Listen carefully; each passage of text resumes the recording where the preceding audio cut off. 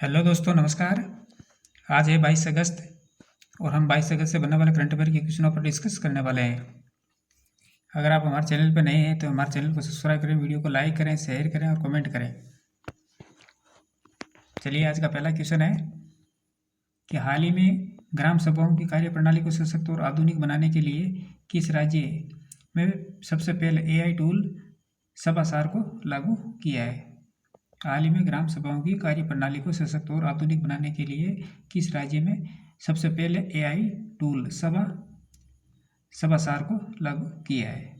तो ये किया है त्रिपुरा ने। कहाँ किया गया है? त्रिपुरा ने किया है। सरकार ने सभासार का अनावरण किया है, जो एक कृत्रिम बुद्धिमत्ता AI आधारित उपकरण है और जिसे भारत की पंचायती राज व्यवस्था की नींव ग्राम सभाओं के कामकाज को बेहतर बनाने के लिए डिजाइन किया गया है। और इसे शुरुआत के अंदर त्रिपुरा के अंदर लॉन्च किया गया और धीरे धीरे पूरे देश में विस्तारित होने वाला है। और सभासार का मुख्य उद्देश्य है ग्राम स्तरीय शासन को डिजिटल बनाना और मानकीकृत करना और लोकतांत्रिक बनाना। और ये 73वें संविधान संशोधन, ई गवर्नेंस पहल और समावेशी लोकतंत्र से जुड़ा हुआ है। बात करें कि सभासार क्या है, तो सभासार एक AI संचालित दस्तावेजीकरण उपकरण है जिसे ग्राम सभा की बैठकों में वीडियो और ऑडियो कार्यवाही को संचरित मिनटों में परिवर्तित करके सहायता करने के लिए विकसित किया गया है। बात करें इसकी विशेषताओं की, तो AI जनरेटेड मिनट्स है और भाषा का समर्थन है, जिसके अंदर सभी प्रकार की अंग्रेजी के साथ साथ भारतीय भाषा जैसे हिंदी, बंगाली, तमिल, तेलुगु, मराठी, गुजराती इसके अंदर भाषाओं को रखा गया है। और एक रूपता यानी पूरे देश के अंदर एक ही प्रकार के सभी रिकॉर्ड सुनिश्चित करना है, दस्तावेजों को में विसंगतियों से बचना है। और पहुंच में आसानी है और पारदर्शिता भी, इससे ग्रामीणों को सारांश तक तुरंत पहुंच मिल सकती है और जिसकी जवाबदेही और नागरिक सहभागिता में सुधार भी होगा।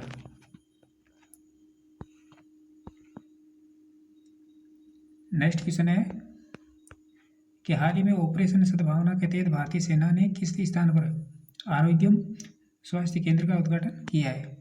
हाल ही में ऑपरेशन सद्भावना के तहत भारतीय सेना ने किस स्थान पर आरोग्यम स्वास्थ्य केंद्र का उद्घाटन किया है? तो ये क्या है? अरुणाचल प्रदेश के अंदर। कहाँ किया है? अरुणाचल प्रदेश के अंदर। अरुणाचल प्रदेश में भारतीय सेना की ऑपरेशन सद्भावना पहल के तहत तवांग जिले के दाहजोंग में एक आरोग्य स्वास्थ्य एवं कल्याण केंद्र का उद्घाटन किया गया है।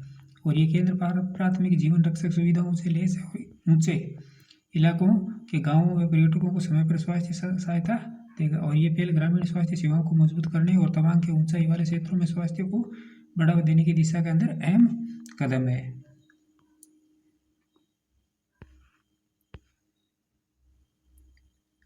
नेक्स्ट क्वेश्चन है कि हाल ही में विश्व स्वास्थ्य संगठन ने किस देश को रूबेला मुक्त घोषित किया है? हाल ही में विश्व स्वास्थ्य संगठन ने किस देश को रूबेला से मुक्त किया है? तो ये है नेपाल। कौन सा देश है? नेपाल। नेपाल को रूबेला रोग से मुक्त घोषित किया गया है। विश्व स्वास्थ्य संगठन ने कि नेपाल को रूबेला को सार्वजनिक स्वास्थ्य समस्या से रूप में समाप्त कर दिया। और ये इस हिमालयी राष्ट्र के लिए एक ऐतिहासिक उपलब्धि है, जिसने 1 दशक से अधिक समय तक बच्चों और माताओं की सुरक्षा की खातिर अपने टीकाकरण तंत्र को मजबूत किया है।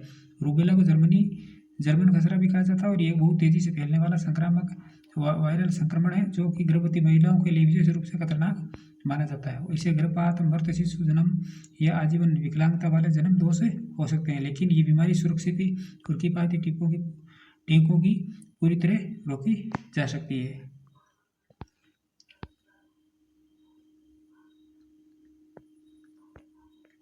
नेक्स्ट क्वेश्चन है कि हाल ही में कजाकिस्तान में आयोजित 16वीं एशियाई निशानेबाजी चैंपियनशिप में स्वर्ण पदक किसने जीता है?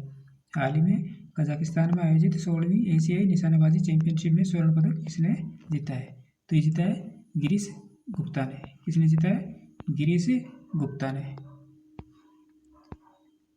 कजाकिस्तान में शिमकेंत कजाकिस्तान के शिमकेंत में 16वीं एशियाई निशानेबाजी चैंपियनशिप में भारत के गिरीश गुप्ता ने 10 मीटर एयर पिस्टल स्पर्धा का स्वर्ण पदक जीता है और गिरीश ने फाइनल 241.3 अंक हासिल किए और भारत के ही देव प्रताप ने 238.6 अंक के साथ रजत पदक जीता है और भारत ने पहले दिन 2 स्वर्ण और 3 रजत पदक जीते थे। कपिल वैष्णव ने जूनियर पुरुष एयर पिस्टल में स्वर्ण पदक जीता है और कपिल ने सीनियर और जूनियर पुरुष टीम स्पर्धा के अंदर रजत पदक जीता है और इससे पहले कपिल ने 10 मीटर एयर पिस्टल स्पर्धा में भारत को पहला स्वर्ण पदक दिलाया था।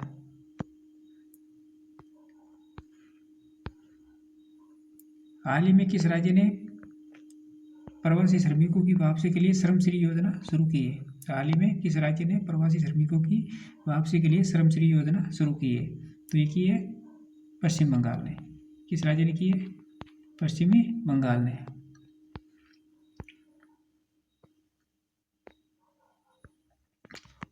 बात करें श्रमश्री योजना किस प्रकार से, तो ये इसके अंदर क्या होगा, 5,000 रुपये प्रतिमाही दिए जाएंगे 1 वर्ष तक या नई नौकरी मिलने तक और यहाँ से जो है सीधे श्रमिक के बैंक अकाउंट में जाएगी जो श्रम विभाग के माध्यम से भेजी जाएगी और इसके अंदर जॉब कार्ड और ग्रामीण रोजगार होगा। लौटे हुए मजदूरों को जॉब कार्ड जारी किए जाएंगे और इससे ग्रामीण रोजगार योजनाओं से सरकार प्रायोजित नौकरी पहलों में काम कर सकेंगे और इसके अंदर जो कौशल है, जो लाभार्थियों को कौशल विकास कार्यों से जुड़ जाएगा, इससे वे सरकारी और निजी दोनों क्षेत्रों में नौकरी का अवसर पा सकेंगे। स्वरोजगार के अवसर, लौटे हुए मजदूरों को स्वरोजगार हेतु गारंटी वाले ऋण दिए जाएंगे और उद्यमिता प्रशिक्षण और वित्तीय सहायता भी उपलब्ध कराई जाएगी और इसकी जो पात्रता है वो है आवेदक है वो बंगाली प्रवासी मजदूर होना चाहिए और लाभ पाने के मजदूर को एक अन्य राज्य से वापस पश्चिम बंगाल लौटना होगा और सीधा लाभ हस्तांतरण होगा जो इसको बैंक खाते के अंदर आएगा।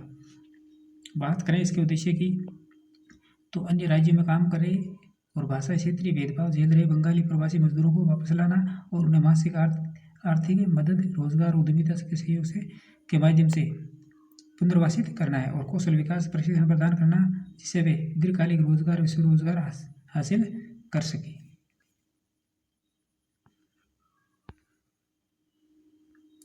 नेक्स्ट क्वेश्चन है कि हाल ही में किस राज्य में स्थित जलालाबाद का नाम बदलकर परशुरामपुरी किया गया है?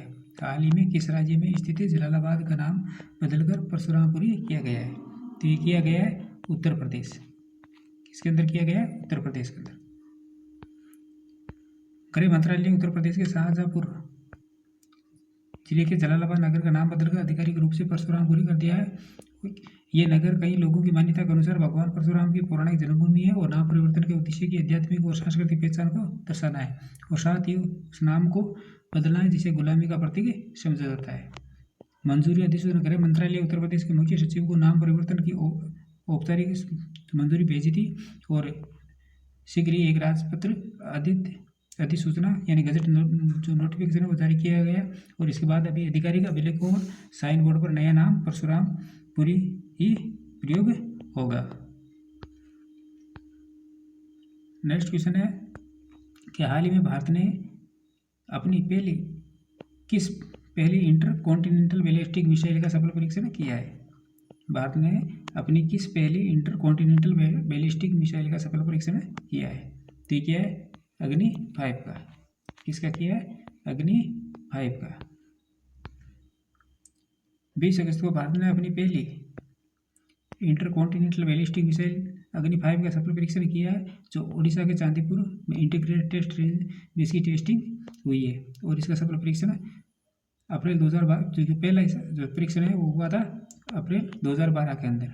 ये multiple independently target re entry vehicle technology से लैस है यानी इसे एक साथ कई टारगेट पर लॉन्च किया जा सकता है और अग्नि 5 की जो रेंज है वो 5000 की भी है और ऐसे में ये मिसाइल पाकिस्तान, चीन, तुर्की जैसे कई देशों तक मार करने में क्षमता रखती है और ये मिसाइल 7,500 किलोग्राम के बंकर बस्टर वॉटेट ले जाने और ज़मीन में 100 मीटर गहराई तक जाकर दुश्मनों के nuclear system, radar system, control centre, हथियार स्टोरेज को तबाह कर सकती है।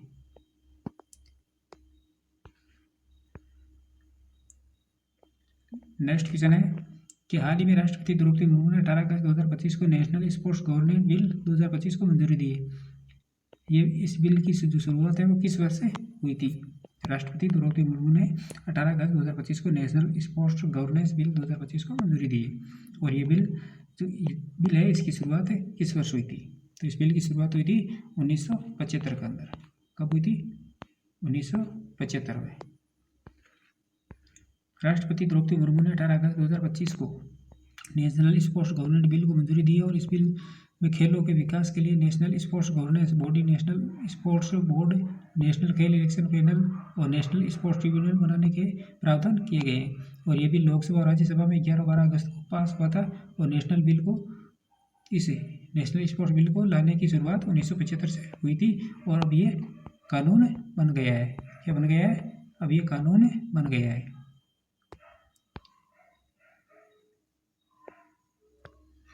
प्रीवियसली क्वेश्चनों का रिवीजन कर लेते हैं। हाल ही में बिजली आपूर्ति नियंत्रण के लिए वैश्विक मानक अपनाने वाला पहला सार्वजनिक उपक्रम तो NTPC बना था और उत्तर प्रदेश का पहला हरित हाइड्रोजन प्लांट का उद्घाटन गोरखपुर पर किया गया था। तो भारतीय मूल की कृषांगी मेश्राम ब्रिटेन देश की सबसे युवा सॉलिसिटर बनी है। और हाल ही में भारतीय रेलवे ने सतत विकास नवाचार की दिशा में कदम उठाते हुए देश की पहली हटाने योग्य सोलर पैनल प्रणाली का शुभारंभ किया है। और कैबिनेट ने online real money gaming platform से जुड़े 3 बिलों को मंजूरी दी है। और हाल ही में चुनाव आयोग ने चुनाव प्रणाली को मजबूत करने हेतु 28